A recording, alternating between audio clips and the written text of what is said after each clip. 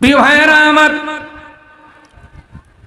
জালেমের ব্যাপারে আল্লাহর নীতিমালা বড় কড়া। কোরআনুল কারীম অন্য জায়গায় আল্লাহ বলেন, ইন্নাল্লাহা লা ইউহিব্বুজ জালিমিন। আল্লাহ জালেমদেরকে ভালোবাসে না। আল্লাহ জালেমকে ভালোবাসে না। তো আল্লাহ যদি জালেমকে ভালো না বাসে, আপনি যদি জালেমকে ভালোবাসেন, আপনি আল্লাহর প্রিয় বান্দা হতে পারবেন না। কোরআনের আরেকটা আয়াত শুনেন, আল্লাহ বলেন, আলা লানাতুল্লাহি আলায যালিমিনাল্লাযীনা ইয়াসুদ্দুনা আন সাবিলিল্লাহি ওয়া ইয়াবগুনাহা ইওয়াজা। আল্লাহ লানত ওইসব জালেম নেতাদের উপর, ওইসব জালেম নেতাদের উপর আল্লাহ লানত। আল্লাহ নিজে লানত দিতেছে। আল্লাহ কিন্তু সহজে কাউকে লানত দেয় না। আল্লাহ বলছেন তিনি গফুরুর রহিম। আল্লাহ বলছেন তিনি ধৈর্যশীল। আল্লাহ সূরা ফাতিহা শুরুতে বলেছেন আর রহমানের রহিম। সে আল্লাহ জালেমদেরকে সরাসরি লানত দিতেছে, কারণ আল্লাহ চায় না কোন জালেম সমাজের নেতা হোক।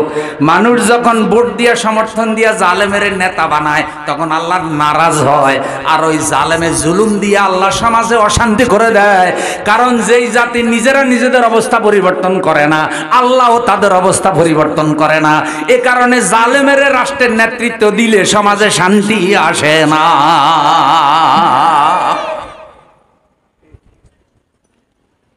ভাই, আমার ওয়াজ কোনো বেশি তিতা লাগেনি।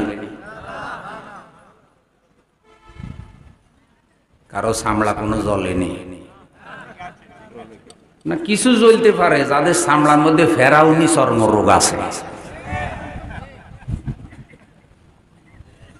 ভাই, চর্মরোগে মাঝে মধ্যে মলম লাগায়নি, কথা বল না। তো মলম লাগাইলে মাঝে মধ্যে চামড়া জ্বলেনি, জ্বলে। তো জ্বললে মুরব্বীরা কয় কি, ধৈর্য ধর, মলমে কাজ হইতেছে, তুই ভালো হয়ে যাবি। তা হালকা পাতলা চামড়া জ্বললে ধৈর্য ধরো, উল্টা বুঝিও না কোরআনের আইন। কোরআনের বিধিবিধান হুজুরের বানানো বিধিবিধান না। হুজুর হইলো কোরআনের প্রচারক। যখন এই কোরআনের কথা শুনলে গা জ্বলে, তখন বুঝতে হবে যে তুমি আল্লাহর উপরেই গোসা করতেছ, অথচ সে আল্লাহ তোমারে বানাইছে। তোমার অস্তিত্ব ছিল না, তুমি ছিলে না। আজকে তুমি পরিচয় দাও আমি মেম্বার, আজকে পরিচয় দাও আমি চেয়ারম্যান, আজকে পরিচয় দাও আমি অমুক নেতা, আমি অমুক টাকার মালিক, আমি অমুক অমুক। এই যে আমি বলো, তোমার কোনো অস্তিত্বই ছিল না। তোমাকে কিচ্ছু না থেকে যিনি সৃষ্টি করেছেন, তিনি কে?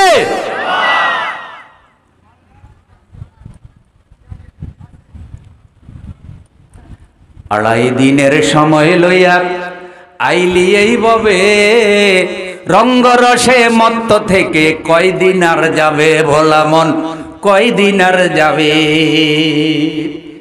জীবন খেয়ায় ঝড় উঠেছে ভব নদীর ধারে, এখন যদি ডুইবা পড়ে কেমনে পাবি তারে, ওমন কেমনে পাবি তারে। সাবধানে তুই পাল উড়াইয়া চল মুসাফির, চল রে চল। ভবেরি রঙ্গ মেলায় নাচবি কদিন বল ভোলা মন, ভবেরি রঙ্গ মেলায় বাজবি কদিন বল। দুদিনের দুনিয়াতে থাকবি কদিন বল রে বল। ফেরাউন মনে করেছে আমার কোনো কালে মরা লাগবে না। 350 বছর হায়াত পেয়েছে, দুর্দান্ত প্রতাপে শাসন করেছে। সেই ফেরাউন যেদিন পানিতে ডুবে মরছে, বাঁচানোর কেউ ছিল। নমরুদ মনে করেছে কোনো কালে মরা লাগবে না। মশাই যেদিন কামড়াইয়া নমরুদের গোষ্ঠীরে শেষ করে, সেই দিন নমরুদের ক্ষমতা কোনো কাজে আসে না। সাবধান হও, সাবধান হও। আল্লাহর কোরআনের বিরুদ্ধে কথা বলিও না, আল্লাহর আইনের বিরুদ্ধে কথা বলিও না। নিজে কোরআনের আইন প্রতিষ্ঠার কাজ করো, নিজের গঠনতন্ত্র কোরআন অনুযায়ী বানাও। তাহলে আমরা সবাই তোমাদেরকে সমর্থন করব, তোমাদের সাথে আমাদের কোনো দুশ্মনী থাকবে না। কিন্তু তুমি নিজে কোরআনের আইন প্রতিষ্ঠা করবে না। যারা কোরআনের আইনের জন্য কাজ করবে, সেই আলেমদেরকে বাধা দিবা। তাহলে মনে হয় যেন ফেরাউন মরার আগে তার দায়িত্বটা তোমারে দিয়ে গেছে, তুমি যেন ফেরাউনের খলিফা। মুসার যুগের ফেরাউন যদি আমাদের মহিলা ফেরাউনের যুগে জীবিত হইতো, এটার ওস্তাদ মানতে।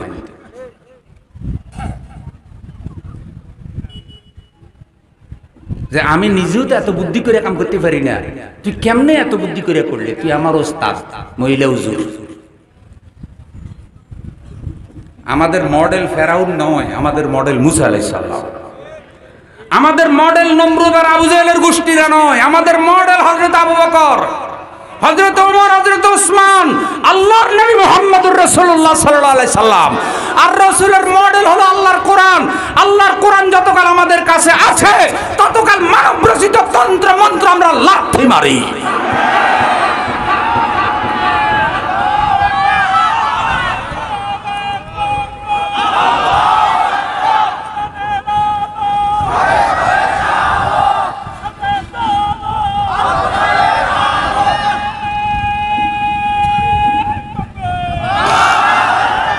وَسَيَعْلَمُ الَّذِينَ ظَلَمُوا أَيَّ مُنقَلَبٍ يَنقَلِبُونَ। জালেমেরা জানতে পারবে, অচিরেই জানতে পারবে তাদের জুলুমের কি পরিণতি হয়। এই জন্য বন্ধু কখনো জালেম হব না, জালেম হব না। আল্লাহ আমাদেরকে জুলুম করা থেকে রক্ষা করো, বলেন আমিন। এখন জুলুমের অনেক ব্যাখ্যা। আমি যে ওয়াজ শুরু করছি, যে তাফসীর, এটা আসলে একদিনের বয়ানে শেষ হওয়ার না। আবার গরমের রাত, বেশি রাত করা উচিত না।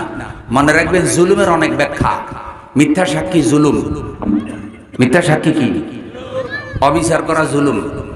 সমাজে টাকা খাইয়ে অবিচার করে এমন সালিশদার আসেনি, কথা বলা। কেউ সালিশদারের কাছে গেলাম, দেখলাম যে সুন্দর সুন্দর কথা বললো, কইল যে হ্যাঁ সালিশ মিলাও, আমি ন্যায় বিচার করে দেব। এক রাত্রে গেল, পরের দিন সালিশ বসলাম, দেখি যে এখন আর কথা কয় না। কেউ কথা কয় না কেন? কয় রাত্রে বান্ডেল খাইছে। কি খাইছে? এখন বান্ডেল খাইয়া সালিশদার আর হক কথা বলে না। তাইলে এটা বিচার আচারের উপরে জুলুম না? কারণ যখন ন্যায় বিচার নষ্ট হয়ে যায়, তখন যারা হক পাওয়ার কথা তারা হক পায় না। জালিমেরা তখন তাদের জুলুমকে হক বলে প্রমাণ করে। ও ভাই, বিবাহ ছাড়া যখন সম্পর্ক করে, বাচ্চা জন্ম দেয়, তখন বিয়ের উপরে জুলুম হয়। আপনি কষ্ট করে বাড়িঘর করতেছেন, এটা আপনার হক।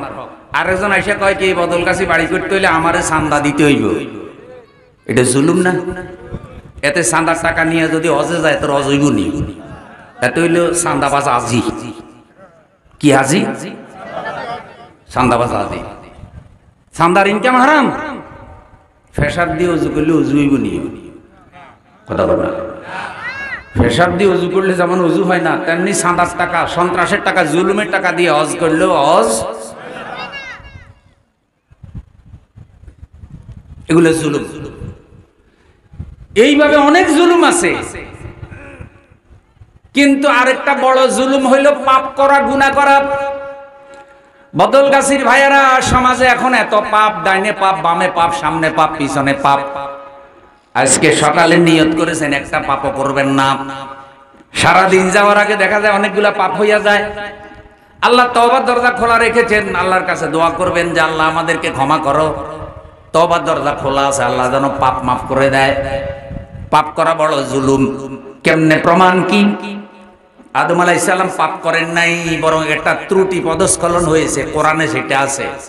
তিনি আল্লাহর কাছে কি বলে দোয়া করলেন? রব্বানা যালামনা আনফুসানা ওয়া ইন লাম তাগফির লানা ওয়া তারহামনা লানাকুনান্না মিনাল খাসিরিন। কোরআনে দোয়া এটা আসেনি? আদম আলাইহিস সালাম দোয়া করলেন, রব্বানা যালামনা, আমার রব আমি আমার উপরে জুলুম করেছি। আদম আলাইহিস সালাম কারো বাড়িঘর দখল করে নাই, সন্ত্রাস করে নাই, চাঁদাবাজি করে নাই। তিনি বলছেন আমি জুলুম করে ফেলেছি। জুলুমটা কি? তিনি জুলুম বলেছেন ওইটাকে যে আল্লাহ আমারে বলছে লা তাকরাবা হাযিহিস শাজারা, হে আদম এই গাছের নিকটে যেও না। আমি যে গাছের নিকটে গেলাম, এটা জুলুম হয়েছে, সীমা লঙ্ঘন হয়েছে। আল্লাহ তুমি আমারে মাফ করে দাও। আদম আলাইহিস সালাম সামান্য এই কাজটুকুকে জুলুম বলছে। আর আজকে আল্লাহর কোরআনের আইনের বিরুদ্ধে স্লোগান দেয়, বড় বড় বক্তৃতা দেয়। মুসলমান দাবি করে, নিজের জালেম মনে করে না।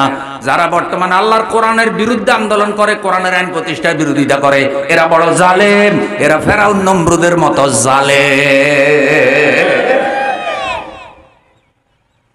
যে ঈমান বলে হয়ে বলিয়ান শাসন করেছিলি দুনিয়া জাহান, যে ঈমান বলে হয়ে বলিয়ান শাসন করেছিলি দুনিয়া জাহান, সত্যের সেই তলোয়ার নরে তোলে আবার পাপ দুনিয়া ভেঙ্গে কররে চোরমার বীর মুসলমান ধরওয়াল কোরআন ফিরায়ে আনো সেই হারানো সম্মান নারায়ে তাকবীর আল্লাহু আকবার তোল তাকবীর ধ্বনি ধরায়ার একবার বীর মুসলমান।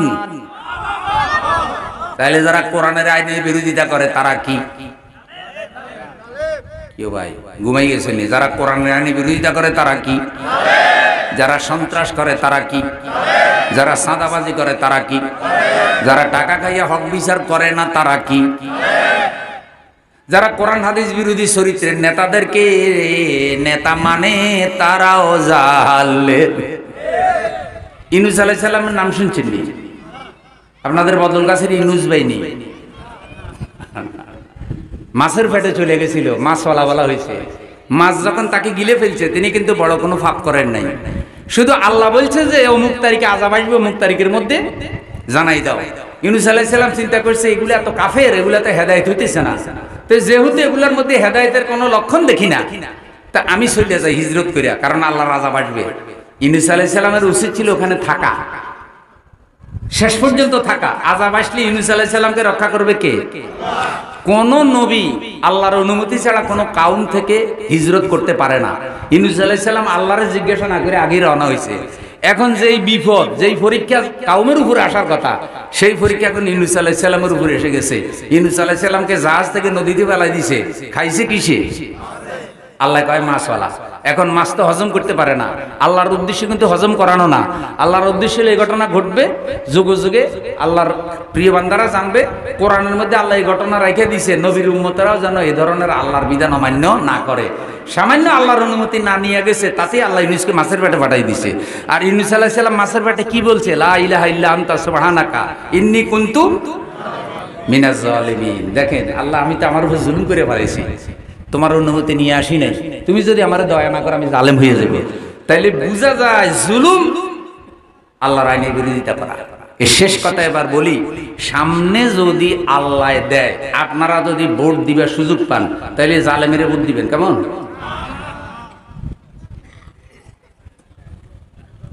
এর সঙ্গে এইসব ওয়াজ করলে কয় কি হুজুর কবরের ওয়াজ করেন আর আকাশের ওয়াজ করেন, মধ্যখানে এইসব ওয়াজ করিয়েন না। কারণ জানে যে ওয়াজ এগুলো করলেই ফেরাউনের গায়ে লাগে। ফেরাউন কয় এইসব ওয়াজ করে কার? আমি কি কোনো দলের বিরুদ্ধে বলছি? মনে রাখবেন, যতগুলা লোক প্রার্থী হবে এর মধ্যে আপনি কারে ভোট দিবেন, এটা একটা শরীয়তের মাসালার ব্যাপার আছে না? আপনাদের মসজিদে যদি 10 জন ইমাম দরখাস্ত করে, আপনারা নেন কয়জন? তো একজনের যে বাছাই করেন, বিভিন্ন যোগ্যতা দেখেই তো বাছাই করেন, বাকি 9 জন বাদ যায়। তো এইভাবে ফাটতি এরকম 10-12 জন হইলে কোরআন হাদিস অনুযায়ী বাছাই করবেন একজনের, আর বাকিগুলা কি বাদ, বাকিগুলা বাদ।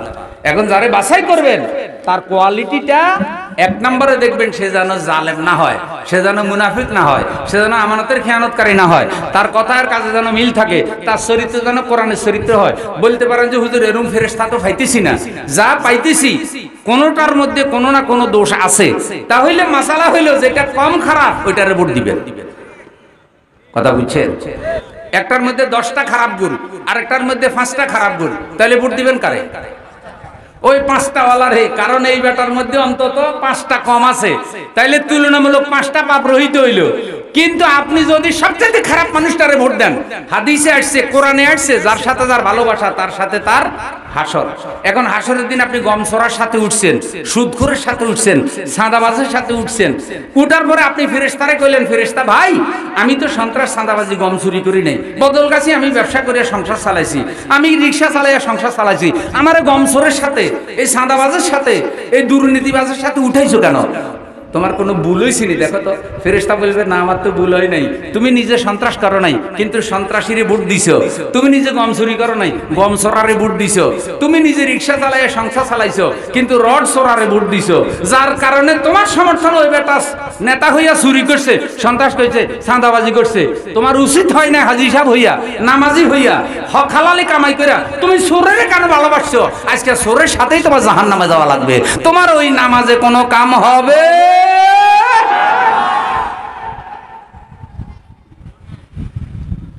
আমার কথা বুঝা গেল রে? শেষ কথাটা বলতে চাই, শেখ সাদী রাহিমাহুল্লাহ একটা কবিতা লিখছে, ফারসি ভাষার কবি। কত কবিতা তিনি লিখছেন, কত বড় আলেম ছিলেন। তিনি একদিন ময়লার ড্রেনের পাশ দিয়ে যাইতেছে, দেখে যে ময়লা থেকে গোলাপ ফুলের গন্ধ আসে। তিনি আশ্চর্য হয়েছে, কি ময়লা থেকে ময়লার গন্ধ না আসে, গোলাপ ফুলের গন্ধ আসে কেন? তিনি দেখলেন যে উপরে একটা গোলাপ ফুল গাছ, আর ওই গোলাপ ফুল গাছের থেকে 10-12টা গোলাপ ফুল ছিটা ওই ময়লার মধ্যে ফুটছে। এখন আর ময়লার গন্ধ বাইর হয় না, বাইর হয় কিসের গন্ধ? তিনি একটা কবিতা লিখলেন এটা দেখা। সেই কবিতার বাংলা অনুবাদ করেছেন কবি রুহুল আমিন খান। আমার কাছে কিতাবটা আছে। তিনি এক সময় ইনকিলাব পত্রিকার গুরুত্বপূর্ণ দায়িত্বে ছিলেন। সেই কবিতার বাংলা অর্থ হইল, সঙ্গীর গুণ পুষিয়াছ মম মাঝে গো, নইলে কাদায় সুবাস কি এত পেতে। হে ড্রেনের ময়লা, তোমার বন্ধুত্ব হয়েছে গোলাপ ফুলের সাথে। ওই গোলাপ ফুল তোমার বন্ধু হওয়ার কারণে ড্রেনের ময়লার দুর্গন্ধ চলে গেছে তোমার। এখন ময়লা থেকে গোলাপের সুগন্ধি আসতেছে। গোলাপ ফুলকে বন্ধু বানানোর কারণে যদি ময়লা থেকে গোলাপ ফুলের গন্ধ আসে, তোমরা কোরআনের কর্মীদেরকে বন্ধু বানাও, আল্লাহর কোরআনকে বন্ধু বানাও, নবীকে বন্ধু বানাও, নবীর আদর্শকে বন্ধু বানাও, আল্লাহওয়ালাদের বাগানে থাকো। তোমার চরিত্র থেকে হযরত ওমরের চরিত্রের গন্ধ আসবে,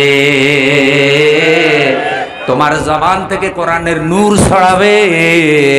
তুমি হাসরের দিন নবী রাসূলদের সাথে উঠবে আর আল্লাহর জান্নাতে যাবে। আল্লাহ আলেম ওলামা ইমাম মুয়াজ্জিন তোমার কোরআনের কর্মীদের সাথে আমাদের ভালোবাসা রাখার তৌফিক দাও। একটু জোরে বলেন আমিন। সব আলেমেরা এখন একসাথে হয়ে গেছে আলহামদুলিল্লাহ। এখন আর আলেমে কোনো বিভেদ নাই। আল্লাহ যেন উম্মতের কল্যাণে, রাষ্ট্রীয় কল্যাণে, দ্বীনের কল্যাণে সব ইসলামপন্থীদেরকে ভবিষ্যতে কোরআন বিজয়ী করার জন্য ঐক্যবদ্ধ ভূমিকা রাখার তৌফিক দেন, এবং এই জাতিকে যেন আল্লাহ কোরআন প্রতিষ্ঠার কাতারে আল্লাহ একসাথে থাকার তৌফিক দেন। বদলগাছি উপজেলা ইমাম মুয়াজ্জিন কল্যাণ পরিষদকে আমি মোবারকবাদ জানাই। আমার ভাই মাওলানা রেজাউল বহু আগে আমাকে ফোন করেছিলেন। প্রথম আমি সাহস করি নাই যে গরমের মধ্যে আমি যেতে পারবো না, মাহফিল রাখবো না। পরে যখন লিটন ভাইয়ের কথা বললেন, আমি চিন্তা করলাম ভাইজান মারা গেছে, আমার তো যাওয়ার সুযোগ হয় নাই। ওই সময় বড় মাহফিল ছিল। এই যে গিয়াসউদ্দিন ভাই আমাকে ফোন করে জানাইছে, আমি জানতামও না। মাহফিলে দোয়া করছে, তখন চিন্তা করলাম যে ভাইদের সাথে অনেক দেখা হয়েছে, একটাবার ঘুরে আসি। আল্লাহ পাক আমাকে আনছে। এখন আজকে রাত্রে কিভাবে যেতে পারি জানি না, কালকে আবার প্রতিষ্ঠান খোলা। আপনারা দোয়া করেন আল্লাহ যেন আমাদের যাত্রাটা সহজ করে দেন, এবং এই বদলগাছি ইমাম মুয়াজ্জিন কমিটিকে আল্লাহ যেন কবুল করেন, এবং প্রত্যেকটা মসজিদকে আল্লাহ যেন কবুল করেন। আলেম ওলামাদেরকে ভালোবাসবেন, দুনিয়া পরকাল উভয় জাহানে ভালোবাসা পাবেন। ওয়া আখিরু দাওয়ানা আলহামদুলিল্লাহি রাব্বিল আলামিন। আসসালামু আলাইকুম ওয়া রাহমাতুল্লাহ।